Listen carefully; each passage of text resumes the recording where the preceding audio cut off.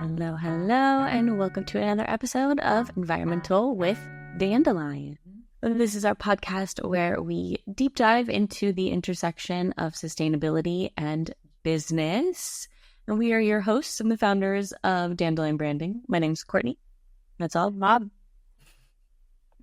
And today we are chatting with Rich Brassett, who is the co-founder of Live Long King, an agency that's focused on digital sustainability and building carbon-friendly websites. So thank you so much for being here, Rich. Thank you. Yes, absolutely. Yeah. Can you tell us a bit more about the work that you do? I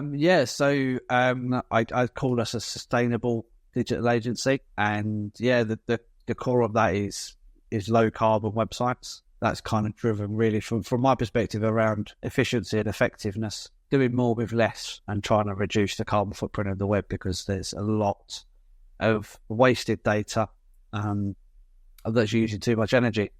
And I think we can all agree the world needs to use less energy. And so websites is our big thing, and web technology in general. So we're trying to build software and more sustainable platforms for businesses so they can run more efficiently and effectively. So that's our whole mission, really. That's wonderful. And we really appreciate what you do. We obviously have had several conversations before around digital sustainability, and that's kind of why we decided to do it on a podcast, because we thought this is a really interesting topic that we should talk about more publicly, right? I guess the digital carbon footprint conversation is still really new. I was at Reset Connect London last week, and it still wasn't the biggest topic, except for among other web developers. I guess this is a two-part question. When did you start thinking about it? And when do you think the digital carbon footprint will become part of the mainstream conversation? I guess we started looking at this back in 2019. We started working with a couple of vegan brands at that time. There's something in the way they were working and their values that we started to align with, and we wanted to do more for them in terms of the work we were delivering and producing. And that's kind of where we looked at ourselves and said, can we do things differently and better? And then you start to learn and research, and it all started to come together. It's difficult to know when it's going to really kind of hit home with people, because it's more than just a website. It's more than taking a few images off and doing a little bit less. It's, your habits with sending emails and video calls and sending files here, there and everywhere. There's a real kind of shift in company habits and the way we work. I think when people start realizing the sort of the cost implications and the amount of time they can save and the opportunity to do things better rather than just the old way of doing things, we'll start to see that conversation kind of hit home a little bit more. And I kind of think there's a couple of evolutions with business that we've seen. So, back in probably the 90s, before the internet sort of became popular, if you weren't in a local directory, like over here in the UK, the Yellow Pages was the business directory. If you weren't in there, you weren't going to be found. And then it moved to the web. If you weren't on the web, you weren't going to get found. And then it moved to mobile. If your website wasn't mobile friendly, you're not going to get found. And now I kind of hope the next iteration of that is, if you've not got a low carbon website, Google aren't going to rank you. You're not going to load up quickly. People are going to choose something else maybe. So hopefully that's the next kind of evolution of that. And push people to say, well, that's where we need to be. That's the standard. This is the way we should be working, because it makes sense. It works. Strip everything back and you've got more purpose, and hopefully that communicates things better with people. So that's what I hope anyway. I think I agree. I'm interested in this conversation. I was just talking about this with somebody else too. The ranking in Google's also becoming like, is your website running on better energy? Are is it accessible? Is it lightweight? That's becoming part of their conversation too, because it is part of what they're offering as well, is a more sustainable internet experience is what they're trying to move towards. It's hard to move a beast, but I think, I don't know. This is a little bit like industry specific, right? It's like now they're integrating Lighthouse into using Lighthouse to test like mobile friendliness within their websites. So I really think you nailed it. Like, really, I think your search engine optimization should really be thinking about, is my website lightweight? Is it accessible? And I appreciate that that's like really on your mind. We don't meet very many developers who are thinking about low code, low impact, carbon friendly. Yeah. And I think when you've got the sort of the real kind of business end of that as well, the marginal gains really do add up. If you can take half a second off your load time and Google ranks you a little bit more, your user experience is going to improve from that as well. And again, if you strip out a lot of things that don't need to be there and you present the user with something that they actually want there and then, with a really kind of easy and accessible action to take, that, if you're selling products, for example, and that it loads lightning fast, and there's a small picture and a button that says buy, and you do it. It's, I don't know, something that for me that just clicks really well. So it's not just the sustainability element, it's not just the carbon footprint reduction, it's making business work as well, And I think that's the bit where people start to understand that better. That's when the shift will change, because that's a massive motivational thing anyway. So, I mean, that's part of our job too, as a agency to agency is explaining explaining this stuff and making sure that we have the knowledge to share it with the folks that we work with, and make sure, okay, you understand that, yes, we're building something more sustainable, but also your business is going to run better. I think that is like kind of a big part of what we do. I don't know if it's what you do at Long Live King. Yeah, 100%. And I think it, again, part of this sort of the education around this topic, because it is a very kind of it's an abstract thing, isn't it? The internet having a footprint and the cloud. It's a very physical thing, and it's a massive part of the global footprint that we've got. So the educational part is really important. And I think if we can communicate some of that through the websites that we build and through the software that we can make, so people understand the decisions that have been made, that then helps as well. So there was a website I saw recently where you actively choose to see the images of the products. And it says, if you want to see this image, it's going to be X number of grams of CO2. This is why we're doing this. And you allow people to make the decision, and they understand that why the website is like it is. What platform was that built on? If you don't mind us. I can't remember now. But it was more just the execution of the technology rather than the platform itself. Anything could be adapted to work in that way. It's the principle. But they're just those little things. So, like, for example, coming away from websites, my email signature, I can't remember if you may have seen it, I've put on the bottom, don't reply to this email if you don't have to. It's this, again, that evolution. We went through the please don't print this, save the trees piece. Everybody got used to that. They understood it. They learned.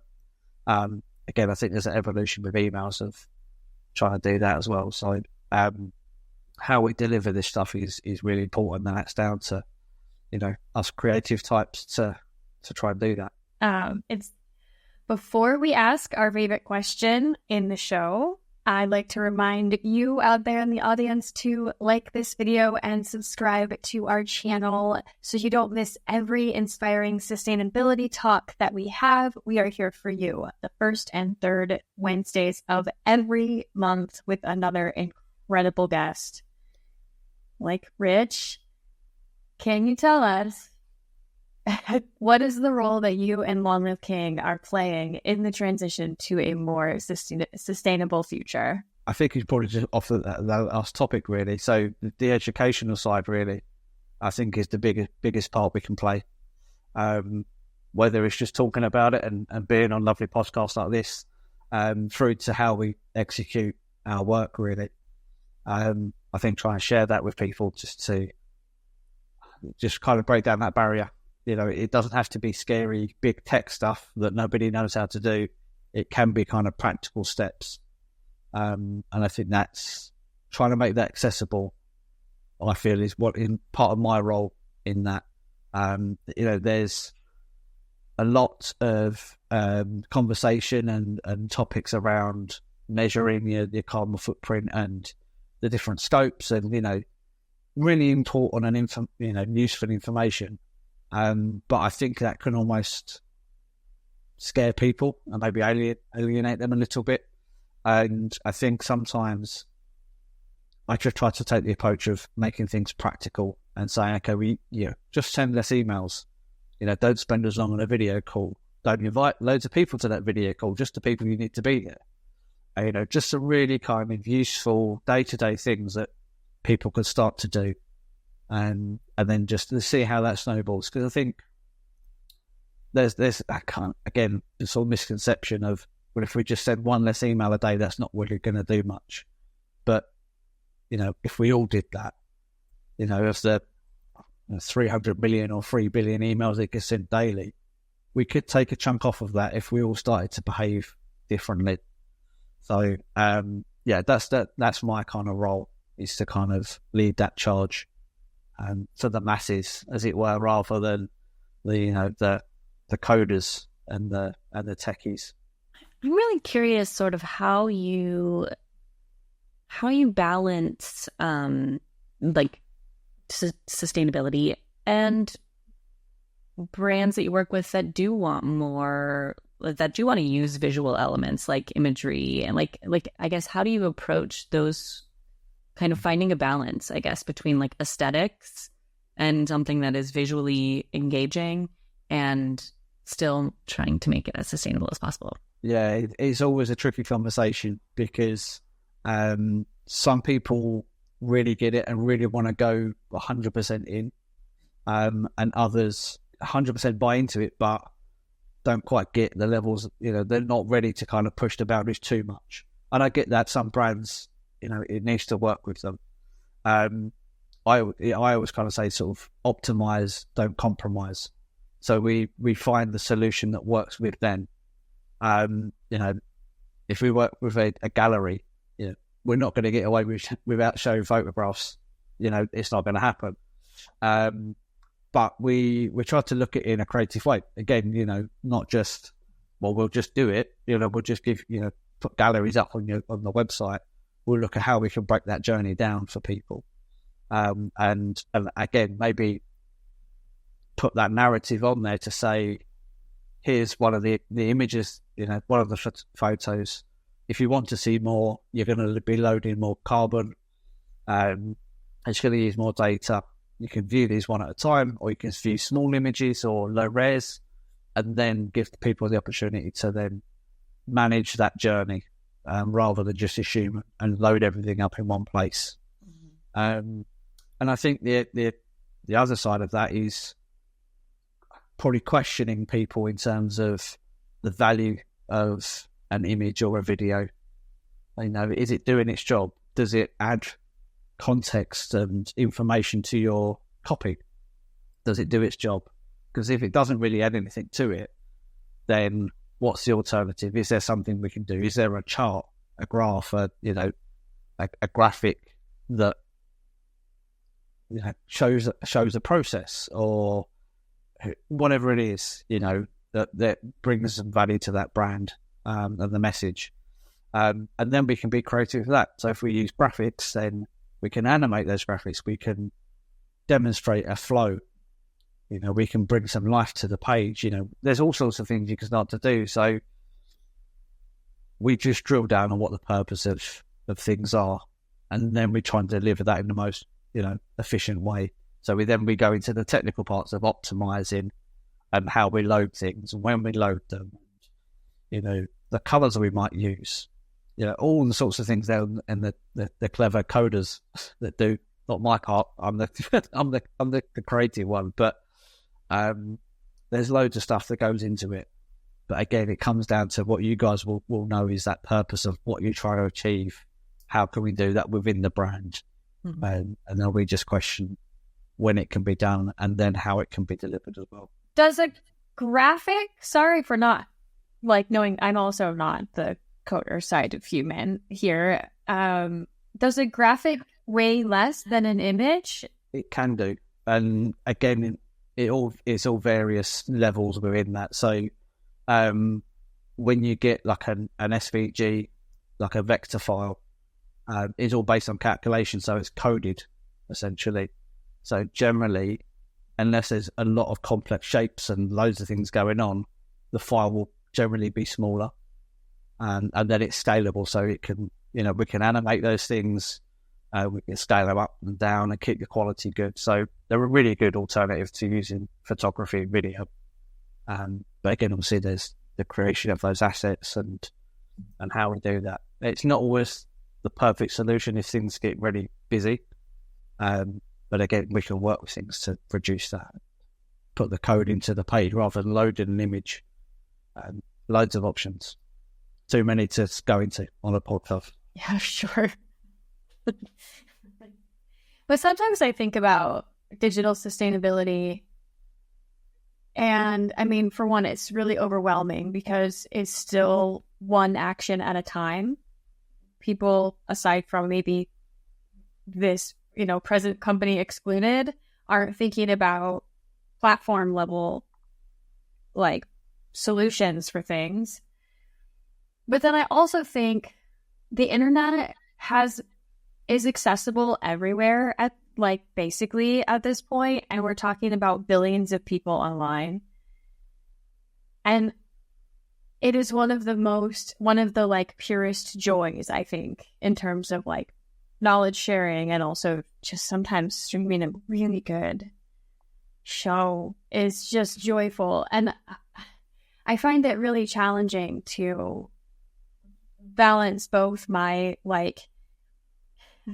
want to create digital sustainability and also fear that by creating this sort of conversation that we're removing that from some people or taking joy away from that and from people, or adding climate guilt to something that is really thought about. And I'm kind of wondering how you navigate that with the folks you work with or just in your general day-to-day conversations. Yeah, no, I completely get it. I think it probably comes down to kind of responsible consumption. And I think what we try to do from a business perspective is to remove the stuff that just doesn't need to be there, that is just wasted energy. Like streaming TV shows and things, that's entertainment.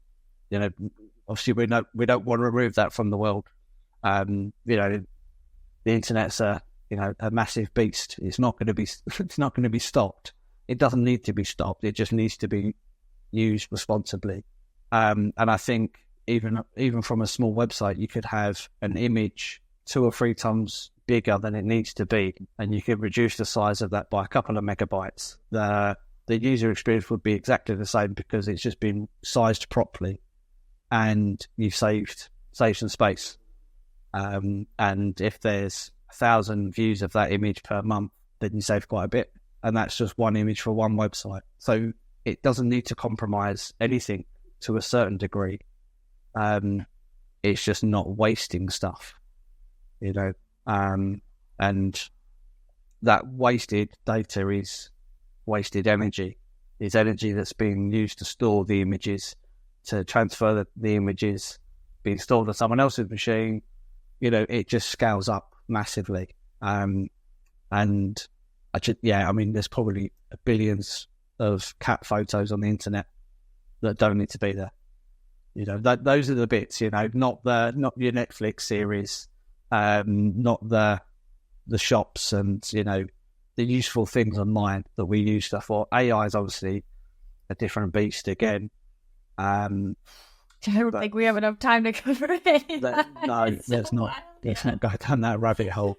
But it's very useful in a lot of situations. So the internet and in consumption is, if we can cut down on the waste that just doesn't need to be there, then that's our.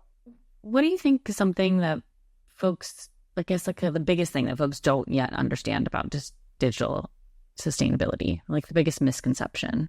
I think the biggest thing that I always think of is that it's this kind of notion of unlimited and free. Our broadband, well, especially here in the UK, is unlimited streaming, unlimited data. We can have it on our mobile phone tariffs on occasion. I think it unleashes that kind of feeling of, I'm just going to do it anyway. I'm going to have the TV streaming.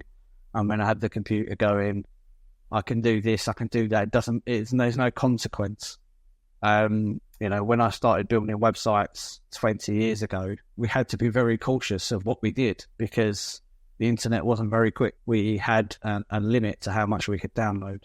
We had a limit to storage and sharing things. And my first website had to fit on a floppy disk, so it was like 1.4 megabytes. I'm showing my age a bit, but it's okay. I think mine did too. Yeah, hard.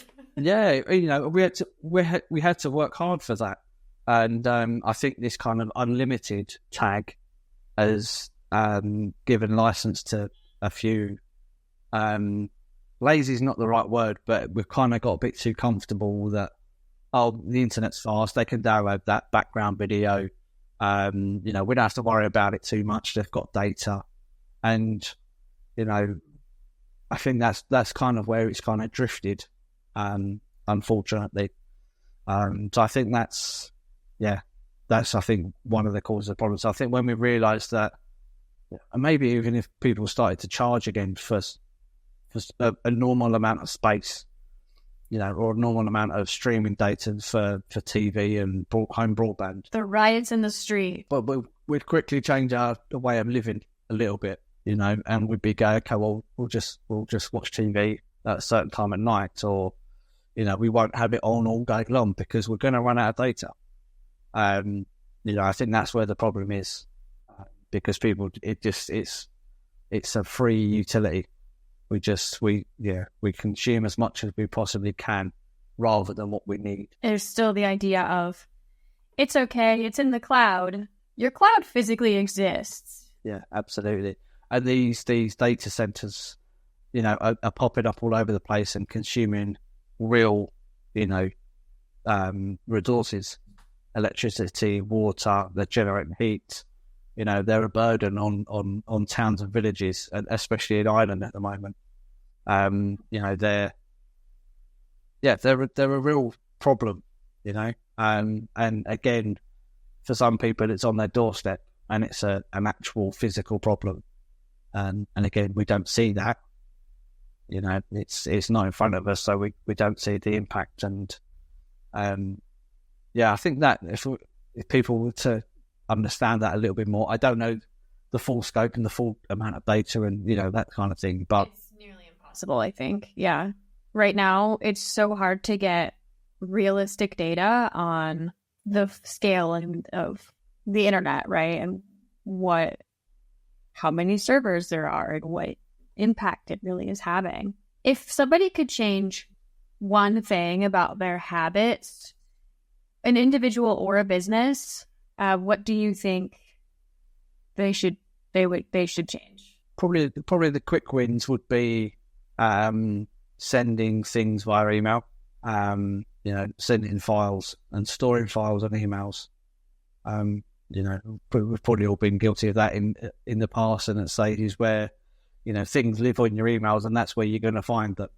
I think that's especially one thing, and not sending loads of emails to big groups. Now, again, just trying to find some efficiency. Who actually needs to see this email? Is there a file? Yes, let's share it somewhere and send a link to that. Keep emails a little bit lighter. Because again, it's on your computer in your sent items. It's on their computer in their inbox. It's backed up somewhere else. You've got a backup of it somewhere else. So before you know that PDF that you've attached is in 4 to 10 places. that it probably didn't need to be. It could just be in one place, and you all looked at it in that place. And then, probably more of the technical piece, but the use of PDF. So the solution seems to be the answer to loads and loads of problems that it probably shouldn't be. And I think if we can break away from that as a default way of sending reports, and all sorts of other things that people try to do with PDFs and interactive PDFs and that kind of thing. There's different ways of delivering information. And I think a lot of web-based stuff now is a small percentage of the potential file size of a PDF, and offers a better solution in a lot of cases as well. So again, challenging how things are done and say, okay, can we do this differently? Can we do it better? And can it then be reduced in a carbon footprint? So those are the kind of starting points, without having to look into websites and software and the technical stuff. There can be quite easily accessible and practical things to do. So I think that's the danger. I think it becomes something that you just do. It's challenging your thought process sometimes to say, could I do this better? Because we'll do that. In some situations it's practical, in other times it's just easier to do, or it's always been done that way, and no one's challenged that. And I think that's the part that needs to happen, because when you do challenge that, something quite amazing can come out of it. These marketing PDFs that get sent out to people, that sit on an email somewhere, can't read it on a mobile device because it doesn't scale up very well. Can't update it once it's been sent. You can't get any tracking or SEO value from that. But a web version of that presentation could be mobile responsive. You could put tracking on there. You can update it when you want to. You can learn who's seen it, customize it, make it dynamic so that the experience is tailored to them. There's so many things you can do just by switching the perspective on how you deliver something. And again, purpose-driven as well. So it leads on to more effective, communications, essentially. A fraction of the carbon footprint. We got to redo some of our free resources. Yeah, no, I think that's a great tip. And definitely something that's easy to implement, but as you say, it's just a change of behavior. And it's just like old habits that we just need to kind of move away from. So it's amazing that you're out there putting out this like educational content and stuff to teach people these things that they can do to just make these small changes that actually do make a huge difference that you really wouldn't really consider. Yeah, I think about it. And then once you start thinking about it, it really kind of gets the ball rolling, and it's so much easier for you to then kind of start to conceptualize this stuff more and more. So cool. So if people want to connect with you and want to learn more about your war on PDFs, where can they find you? So the war on PDF starts up our website, so longliveking.com. So join the rebellion on there. We've got a digital guide via a link on the homepage, so which is our version of our PDF that we would have sent out, but we didn't. So there's a bit of information on there about why we didn't do that. And you can find me personally on LinkedIn most of the time. Just search for Rich Brassett. I think I'm the only one on there, which is quite nice. So the one and only. One and only. Perfect. Thank you so much, Rich. Really appreciate your time. Thank you very much for having me on. Yeah, and thank you everyone for watching. And we'll take you soon.